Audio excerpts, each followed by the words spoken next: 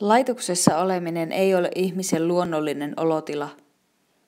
Mä olen alkoholisti ja juuri nyt mun on parempi olla täällä kuin missään muualla. Monen mielestä mä olen ihan turha yhteiskunnan elätti, kunnon pohja sakkaa. Mutta kai minussa on muutakin. Olen isosisko, ystävä, tunnollinen työntekijä, herkkä runoilija jopa. Äkkipikainen olen ja nopeasti leppyvä. Moni on sanonut, että olen hyvä kuuntelija. Tää kaikki vaan tahtoo unohtua, kun joutuu päivästä toiseen kohtaamaan virheensä. Kun ei saakaan mennä enää vapaasti, vaan joutuu tyytymään siihen, että ei voi päättää kaikesta itse.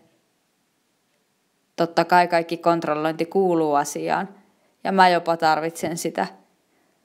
Mutta välillä mä haluan ajatella muutakin. Osasin on draamatyöpajakokonaisuus, jossa pohditaan toiminnan avulla osallistujien eri rooleja.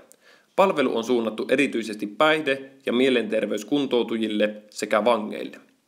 Pajoissa pohditaan, millaisista osasista itse kukin koostuu sen lisäksi, että juuri nyt on vanki, mielenterveys- tai päihdekuntoutuja.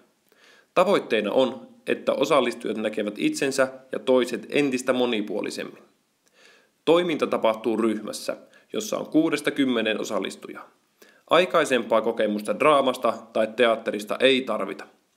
Draamassa asioita tarkastellaan turvallisesti toiminnan kautta eri näkökulmista. Draama vahvistaa osallistujien itseluottamusta ja vuorovaikutustaitoja. Työskentelyn olennainen osa on tunne siitä, että minä osasin. Tein jotain merkittävää tässä hetkessä. Osasin pajoissa saa olla ja ajatella eri tavalla kuin muulloin. Työpajakokonaisuuden kesto on yhteensä 10 tuntia. Se jaetaan tilaajan kanssa sovittavalle ajanjaksolle.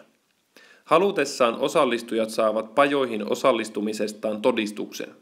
Osasin pajoja ohjaa ammattilainen, jolla on kokemusta draaman käytöstä erilaisissa ryhmissä ja ympäristöissä. Työpajoja on pilotoitu Kuopion vankilassa.